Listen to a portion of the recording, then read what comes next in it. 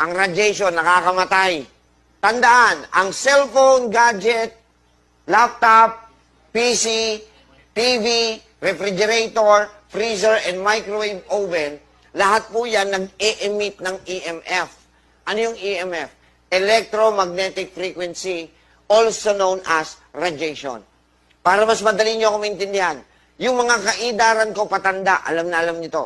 Dati po, pag in-x-ray tayo, pagpapahinga tayo ng 6 na buwan para pwede ulit tayong ma-x-ray. Naalala nyo yung panahon na yun?